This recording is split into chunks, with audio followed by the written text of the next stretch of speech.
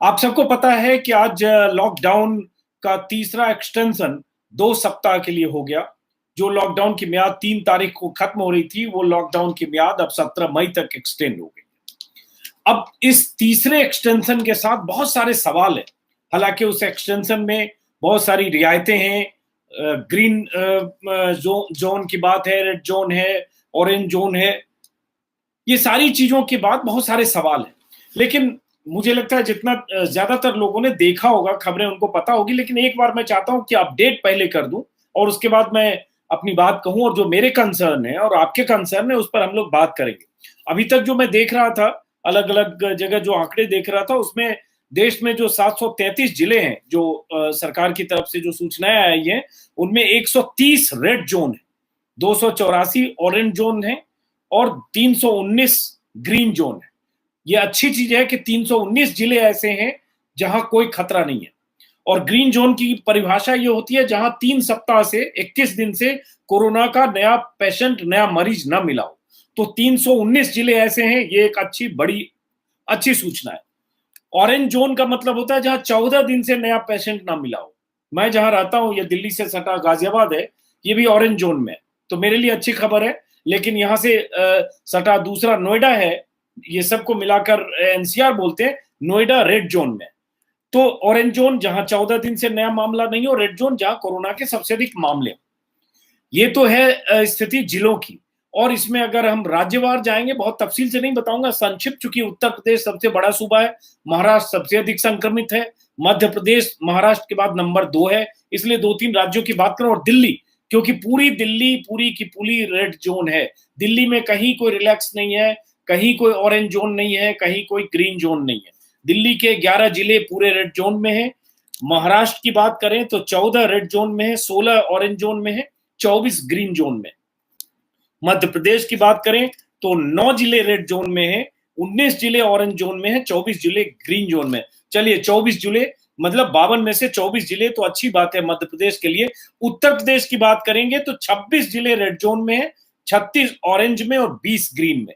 ये कुछ बड़े राज्यों का जिक्र मैंने किया, और जिलावार मुझे लगता है बताने की जरूरत नहीं है। आप सब लोग को आइडिया होगा कि कहां कहां कौन कौन से जिले रेड जोन और ग्रीन जोन में हैं। अब ऐसे मैं कुछ एक दो चीज बता दूं कि अगर उत्तर प्रदेश में आगरा, रायबरेली, लखनऊ राजधानी है, वो वाराणसी, सहारनपुर, बिजनौर, कानपुर, अमरोहा, फिरोजाबाद, अलीगढ़, ये सब रेड जोन में। ग्रीन जोन में जो है वो बहुत अहम है, बाराबंकी, फर्रुखाबाद, हाथरस, हमीरपुर, महाराजगंज, अंबेडकर, ये सब ग्रीन जोन में। ऐसे अलग अलग राज्यों की लिस्ट है, ये पूरी लिस्ट में बताऊंगा नहीं, आप सब लोग, वेबसाइट और व्हाट्सएप का जमाना है, बहुतों के पास वो जानकारी आ चुकी होगी। और इस रेड जोन और ग्रीन जोन के बीच सरकार की तरफ से कुछ रियायतों का ऐलान भी है।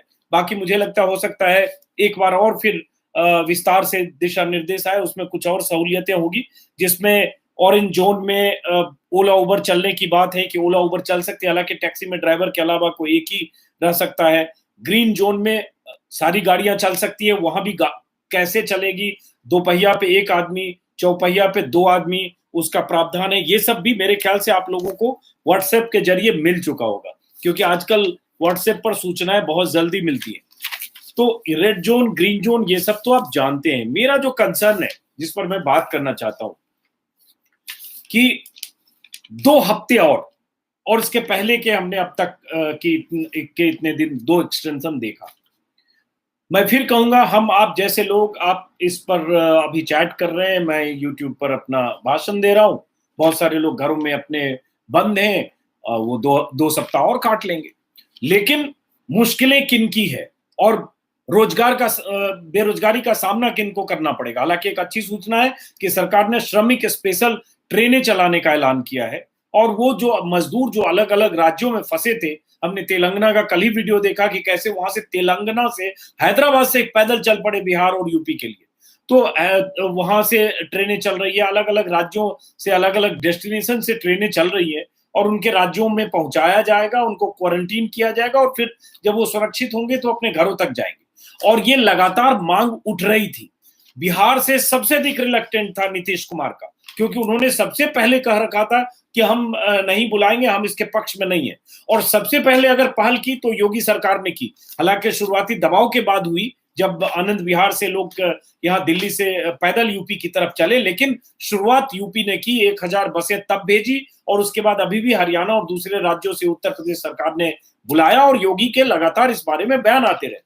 उसके बाद राजस्थान सरकार भी कह रही थी, उद्धव ठाकरे के भी बयान आ रहे थे। अलग अलग राज्यों में मजदूरों की जो दुर्दशा थी, आप बंद होकर एक कमरे में 8 बाय 8, 10 बाय 10 के कमरे में 8-8, 10-10 मजदूर हैं, एक टाइम का खाना मिल रहा है नहीं मिल रहा है, वो भिखारियों की तरह कतार में जाकर कुछ एक टाइम खिचड़ी या कुछ लेकर आ रहे हैं। उनकी दुर्दशा की कल्पना हम आप शायद नहीं कर पा रहे हैं। आज भी मैंने 30-40 मजदूरों से बात की, सूरत में, हैदराबाद में, बेंगलुरु में, मुंबई में, सब बुरे हाल में। सरकारें जितना कहें कि सबको खाना मिल रहा है, लेकिन जो खाना मिल रहा है वो जेल से भी बुरा है। तो चलिए, उन सब के लिए अच्छी सूचना है कि श्रमिक स्पेशल ट्रेनें चल रही हैं, वो पॉइंट टू पॉइंट चलेगी, बीच में नहीं रुकेगी, उनको घर तक नहीं ले जाया जाएगा, लेकिन जहां भी जा रही है वहां पटना पहुंचे तो पटना से वो आगे जैसे भी जाएंगे सरकार व्यवस्था करे, क्वारंटीन करे, जो भी करे। तो ये एक अच्छी सूचना है। इन अच्छी सूचनाओं के साथ अब सवाल वही है जिसकी चिंता है। मैं हर समय वही जोड़ता रहता हूं, दिमाग लगाता रहता हूं, कितनी बेरोजगारी आने वाली है। अगर कहें एक वाक्य में, और ये आपको थोड़ा सनसनीखेज, एग्जेजरेटेड लगेगा, लेकिन सच यही है, बेरोजगारी की सुनामी इस देश में आने वाली तो पूरी दुनिया में है। अमेरिका में करीब करीब 3 करोड़ लोग बेरोजगारी भत्ता के लिए अप्लाई कर चुके हैं। हर हफ्ते मैं आपको बताता हूं, वो आंकड़ा बढ़ता जाता है, अब वो करीब करीब 3 करोड़ हो चुका है। भारत के बारे में 2 हफ्ते पहले, मेरे ख्याल से फरवरी के पहले हफ्ते, माफ करें, अप्रैल के पहले हफ्ते में ही इंटरनेशनल लेबर ऑर्गेनाइजेशन ने, ILO ने कह दिया था कि 40 करोड़ लोग भारत में बेरोजगारी के शिकार हो सकते हैं। आज एक नया डेटा भी आ गया है। नया डेटा जो आया है उसके मुताबिक भी भारत में बेरोजगारी दर का जो आंकड़ा आया है, centre for monitoring Indian economy, CMII ने बेरोजगारी का सर्वे जो दिया है उसमें आज ही आया है ये, क्योंकि कल की तारीख अप्रैल का महीना खत्म हुआ, कि 2020 में बेरोजगारी दर 23.5% पहुंच जाएगा। अकेले अप्रैल में 14.8% का इजाफा है, और इसमें शहरों में बेरोजगारी ज्यादा है, गांवों में थोड़ी कम है। और ये अगर वही जो मैंने कहा कि इंटरनेशनल लेबर ऑर्गेनाइजेशन की बात करेंगे तो 40 करोड़ लोग बेरोजगारी के शिकार हो सकते हैं, इसलिए कि देश में लगभग 45 करोड़ ऐसे लोग हैं जो अनियोजित सेक्टर में काम करते हैं, कंस्ट्रक्शन मजदूर हैं, या अलग अलग सेक्टर में MSME में काम करते हैं, और इस पर हम कई बार बात कर चुके हैं। अब सवाल उठता है उन बेरोजगारों का क्या होने वाला है। अब जैसे देखिए, रेस्टोरेंट है, कहीं ढाबा रेस्टोरेंट नहीं खुलेगा, और अगर वो 2 महीने बंद होते हैं तो जब खुलेंगे तो कहां से शुरू करेंगे। ये जो लेबर और मजदूर हैं जो आज जा रहे हैं लौट के मुंबई, नासिक, हैदराबाद, पुणे, बेंगलुरु से वापस, जो ऑलरेडी पहले से 6 हफ्ते से वहां कैद थे, 23 मार्च से, 24 मार्च से, वो अब जब जा रहे हैं तो क्या वो वापस लौटेंगे, और कब लौटेंगे, और इतने दिन की उनकी बेरोजगारी, और वापस ट्रैक पर, पटरी पर कब वो 1 करोड़ लोग इस देश में कंस्ट्रक्शन के उसमें है, निर्माण क्षेत्र में है, लगभग 95 लाख लोग, जिसमें 35 लाख रजिस्टर्ड है, बाकी रजिस्टर्ड ही नहीं। वो कब वापस निर्माण की स्थिति होगी कि वो वापस लौटेंगे। वैसे ही MSME सेक्टर में, MSME में अगर बहुत बुरी तरह तबाही देख रहे हैं, तो जब धंधा ही चौपट हो जाएगा तो उसमें वो दिहाड़ी मजदूर, कॉन्ट्रेक्चुअल लेबर, वो कब वापस लौटेंगे, और लौटेंगे भी कि नहीं लौटेंगे, या गांव में ही कुछ खोजेंगे। उत्तर प्रदेश में योगी ने कहा कि हम चाहते हैं कि लोग यहाँ जो आए वापस ना जाए, तो वहां करेंगे क्या। बाहर ये मजदूर, दिहाड़ी मजदूर 300 से 100 रुपए से लेकर 800 रुपया रोजाना कमाते हैं। अब वो वहां 2 महीने से उनका धंधा बंद, आगे 1-1.5 महीने का पता नहीं, और उसके बाद फिर आगे लंबा सिलसिला कि कहां से शुरू करेंगे। तो ये बहुत बड़े सवाल है। हर सेक्टर की अगर हम बात करें, कई बार मैंने सेक्टर पर बात की, आज ही इकोनॉमिक टाइम्स में एक खबर छपी है कि ऑटो सेक्टर में ही 1 लाख करोड़ का नुकसान है ऑटो सेक्टर का। आज खबर छपी है कि मारुति या जो कारें हैं, एक भी कार बिक ही नहीं रही है। कहां से बिकेगी जब लोग निकल रहे नहीं रहे हैं, जिनके पास गाड़ी है वही नहीं निकल रहे हैं, तो कार कहां से बिकेगी। तो ऐसे हर सेक्टर की अगर बात करेंगे, हर सेक्टर का बुरा हाल है, और उस बुरे हाल के बीच अगर देखें तो बहुत जोखिम लेकर इस दौर में, और बहुत तल्ख, और कहें तो एप्रोप्रिएट और डरावना ये जो कमेंट है, बयान है, वो नारायण मूर्ति का है। मेरे ख्याल से आप सब लोगों ने सुना होगा, जिसमें नारायण मूर्ति ने कहा लॉकडाउन रहा तो भूख से ज्यादा मौतें होंगी। और सॉफ्टवेयर कंपनियों के इन्फोसिस के संस्थापक हैं, बहुत संजीदा आदमी हैं, कभी भी उटपटांग बयान नहीं देते, फालतू की कंट्रोवर्सी में नहीं रहते, किसी भी राष्ट्रवादी और गैर राष्ट्रवादी और नेशनलिस्ट एंटी नेशनलिस्ट की किसी कैंपेन से बाहर रहते हैं। लेकिन उन्होंने कह दिया है कि जो स्थिति होने जा रही है उसमें लॉकडाउन जारी रहा तो जितने लोगों की कोरोना वायरस से मौत होगी उससे ज्यादा लोग भूख और कुपोषण में मर सकते हैं। उन्होंने कहा कि देश को एक नई सामान्य स्थिति के तौर पर स्वीकार करना चाहिए, स्वस्थ व्यक्तियों को रोजगार पर लौटने की अनुमति देने और संक्रमण के जोखिम वाले व्यक्तियों की सुरक्षा करने की जरूरत है। ये उन्होंने एक वेबिनार, आजकल जैसे सेमिनार होता है वैसे वेबिनार होता है, इकोनॉमिक टाइम्स के वेबिनार में कहा है। अब सवाल उठता है, और ये कई लोग कह रहे हैं, एक जस्टिस है, सुप्रीम कोर्ट के जस्टिस रह चुके मार्कंडे काटजू, हाई कोर्ट के भी चीफ जस्टिस रहे, उन्होंने मुझे कई बार फोन किया कि अजीत आप जान नहीं रहे हो, समझ नहीं रहे हो कि कोरोना से जितने लोग मरेंगे, अभी का आंकड़ा आपको पता है कि अभी लगभग, अब मैं एक बार अपडेट अगर कर दूं तो अभी कोरोना से हमारे देश में 1152 लोग मरे। अभी का तुरंत का लेटेस्ट अपडेटेड आंकड़ा है, महाराष्ट्र में 459, गुजरात में 214, मध्य प्रदेश में 137, देश में कुल 1152 और कंफर्म केसेस 35,365, जिसमें से ठीक हो गए 9,065। ये अभी का लेटेस्ट आंकड़ा है जो अभी अभी जो कोविड का ट्रैकर है। तो मार्कंडे काटजू भी मुझे बता रहे थे कि भाई आप देश में अगर मौतों का आप देखोगे, जो टीवी से, कैंसर से, बाकी बीमारियों से, हादसे से, रोड एक्सीडेंट से इतने लोग, लाखों लोग मरते हैं। वो आंकड़े मैं अभी दूंगा तो थोड़ा तफसील लंबा होगा, लेकिन अगर कोरोना का लॉकडाउन रहा, और लॉकडाउन के हटाने का भी कोई उपाय नहीं है, लेकिन उसका जो इम्पैक्ट है वो इम्पैक्ट कुपोषण और भुखमरी की तरफ ले जाएगा, वो इम्पैक्ट नई मुश्किलों की तरफ ले जाएगा। और भूखमरी की मौत का मतलब ये नहीं होता कि 10 दिन का खाना नहीं खाया, उपवास में मर गए, उसके कई तरह के इम्पैक्ट होते हैं, और सबसे बड़ा इम्पैक्ट कुपोषण का है। एक मजदूर की तस्वीर, एक वीडियो हमने देखा था गुजरात के एक मजदूर की तस्वीर कि कैसे दधीची की तरह हो गया। बहुत सारे लोग, आप दधीची जानते होंगे। तो ये जो स्थितियां हैं, अभी उसी में नारायण मूर्ति ने जो कहा, उसी में आंकड़े आए थे कि ब्रिटेन की आबादी लगभग 6.6 करोड़ है और इस महामारी से 14,000 से मौतें हुई है। खैर, तो मैं ये कह रहा हूं कि ये स्थितियां इस देश के लिए आने वाले दिनों में इतनी बड़ी मुश्किल होने वाली है। हर प्राइवेट सेक्टर में नौकरियां जा रही है। बहुत सारे लोग मुझे, मेरे संगी साथी फोन कर रहे हैं और परेशानियां बता रहे हैं। उसमें मीडिया के बहुत सारे लोग हैं। प्रिंट मीडिया ने आज ही, वो भी टाइम्स ऑफ इंडिया में आज छपी है खबर कि प्रिंट मीडिया कह रहा है कि उन्हें 15,000 करोड़ का नुकसान होगा, वो भी सरकार से उनको कुछ मदद चाहिए। तो इन तमाम सेक्टर की बात करें, किसी भी सेक्टर की बात करें, चाहे होटल इंडस्ट्री की बात करें, रेस्टोरेंट वाले की बात करें, किचन जो होते हैं, ऐसे जो खाना सप्लाई करते हैं, डब्बा वाले जो होते हैं, उनकी बात करें, किसी भी सेक्टर की अगर बात करें, हर सेक्टर का बहुत बुरा हाल है और उसमें नुकसान की पराकाष्ठा है और उसकी रिकवरी की गुंजाइश आने वाले महीनों में नहीं है, कई महीनों में नहीं है। तो सवाल ये उठता है, फिर होगा क्या, विकल्प क्या है? अब जैसे अभी जो रेड जोन, ग्रीन जोन की जो परिभाषा है, उसमें सैलून नहीं खुलेगा। जो रेड जोन, ऑरेंज जोन, ये सब में कोई ट्रांसपोर्टेशन नहीं है, बल्कि पब्लिक ट्रांसपोर्ट तो 2 हफ्ते तक के कहीं नहीं है, इवन ग्रीन जोन में भी नहीं है। लिमिटेड ट्रांसपोर्टेशन की टैक्सी की बात की है कि एक टैक्सी में एक आदमी चलेगा, वो लिमिटेड एरिया में जो डेफिनेशन आ चुका है सरकार की तरफ से। तो सवाल उठता है, ये अगर 2.5 महीने चला, 2 महीने चला और उसके बाद इसका इम्पैक्ट चला, क्योंकि अभी हम नहीं जानते कि 15-17 दिन बाद, जो 17 तारीख की मियाद है, 17 तारीख को पूरा देश ग्रीन जोन में हो जाएगा।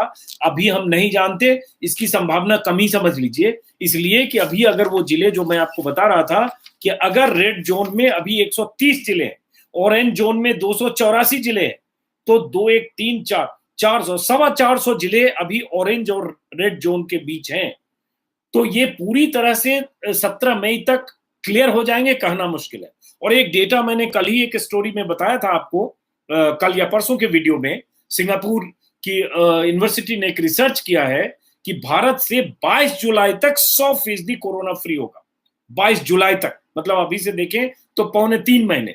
उसके पहले पूरा क्रमवार ढंग से दिया है, 22 मई या 26 मई है, शायद 26 जुलाई तक है, और मई के आखिर तक है कि 97% जून में 99%, लेकिन 97-98% पे आप ओपन नहीं कर सकते, क्योंकि वो 2-3% भी अगर कहीं कोरोना पेशेंट हैं तो विस्तार और संक्रमण कैसे होता है हम सब जानते हैं। तो इन सवालों के साथ कि अब क्या होगा और उस रोजगार के अवसर का क्या होगा, जो बेरोजगारी देश में होगी उसका क्या होगा, जो आर्थिक तौर पर जो कमर टूटेगी उसका क्या होगा, जो इतने अभी कल रघुराम राजन का परसों आप सब लोगों ने सुना होगा, जो राहुल गांधी के साथ बातचीत में उन्होंने कुछ सवाल उठाए, हालांकि चूंकि वो राहुल गांधी से बात कर रहे थे और चूंकि वो कांग्रेस के समय यूपीए के समय गवर्नर थे, इसलिए जितने राष्ट्रवादी उन्होंने 1 मिनट में खारिज किया।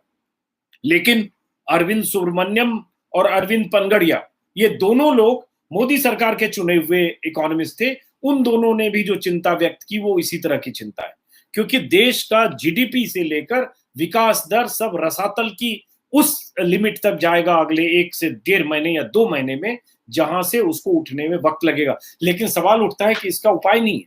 हमारे देश में हो रहा ऐसा नहीं है, अमेरिका में है, स्पेन में है, जर्मनी में है, ब्रिटेन में है, हर जगह वही हाल है। अमेरिका की मंदी का ये हालत है कि 30% वहां अर्थव्यवस्था में गिरावट के संकेत हैं, और मैं कह चुका कि करीब करीब 3 करोड़ लोगों ने बेरोजगारी भत्ता के लिए अप्लाई किया, और वहां $1200 बेरोजगारी भत्ता लोगों को दिया भी जाएगा, दिया जा रहा है, लिस्टिंग हो रही है, तभी लोग अप्लाई कर रहे हैं। हमारे देश में प्रावधान नहीं है कि $1200 किसी को बेरोजगारी भत्ता दिया जाए। किसान को अगर जनधन में खाते में महिलाओं को ₹500 ट्रांसफर करने की बात हुई है, उसके आंकड़े सरकारी हैं, उस पर कई वीडियो बना चुका है, इसलिए बहुत डिटेल में नहीं जा रहा हूं, लेकिन उन्हीं में बहुत सारे लोगों को पैसे नहीं पहुंच रहे हैं, या ₹500 पहुंचे वो नाकाफी है। और इसके अलावा लाखों लोग ऐसे हैं जिनका खाता ही नहीं है। कंस्ट्रक्शन मजदूर में लगभग अगर 95 लाख मजदूर हैं तो 35 लाख रजिस्टर्ड हैं, बाकी अनरजिस्टर्ड हैं। उनके पास कहां से पैसा जाएगा, कहां से खाता जाएगा, कहना मुश्किल है। कैसे जाएगा, कोई तरीका नहीं है। तो ऐसे अगर देखेंगे तो इतनी लंबी फेहरिस्त है, मैं तो दिन भर सोचता रहता हूं कि क्या होगा, 2 महीने बाद क्या होगा, 1 महीने बाद क्या होगा, 3 महीने बाद क्या होगा। ये जो इतने हमारे मोहल्ले में चारों तरफ दुकानें, अभी दुकानें खोलने का आदेश पिछले आदेश में सरकार ने दे दिया था कि जो सिंगल यूनिट दुकान है, आस पड़ोस की दुकान है, जो रेड जोन में नहीं है, वो खुल सकती है। लेकिन सिंगल यूनिट भी दुकान इसेंशियल कमोडिटी की, उसमें ढाबा, सैलून, जिम, स्पा और बाकी चीज नहीं खुल सकती थी। अब सवाल उठता है ये सब का क्या होगा। ये जो बंद है, जिसका किराया होगा, उसमें जो लोग लौट के जो काम करते होंगे वो कहाँ गए होंगे, उनको पैसा नहीं देगा। प्राइवेट सेक्टर की जो हालत है उसमें बहुत जगह छटनियां ऑलरेडी होने लगी, वर्क फ्रॉम होम वालों को सैलरी आधी काट दी गई, तो ये सब कहाँ जाएंगे, ये कहीं तो फॉल आउट होगा। और ये सारी कहानियां कहीं टीवी पर, चैनल पर कोई चिंता नहीं है। 25 दिन तबलीगी जमात के पीछे पड़े रहे, 25 दिन तो उसी में निकल गया। मेरे ख्याल से 31 मार्च से लेकर 25 दिन क्या 30 दिन निकल गया, तो 30 दिन का एजेंडा और काम तो हो गया उसमें, उसी में दाएं बाएं कुछ हिंदू मुस्लिम करते रहे, हो गया, निकल गया। तो कोर इश्यू पर कहीं बात ही नहीं हो रही है, कहीं नहीं बात हो रही है कि हम जब वापस लौटेंगे लॉकडाउन से तो हम कैसे लौटेंगे, इससे एग्जिट प्लान क्या होगा। और कोई अगर अर्थशास्त्री अगर कोई आइडिया देता है, उसको खारिज करने के लिए सारे लोग आ जाते हैं, मंत्री से लेकर संतरी तक, क्योंकि मानते हैं कि तुम सलाह देने वाले कौन हो।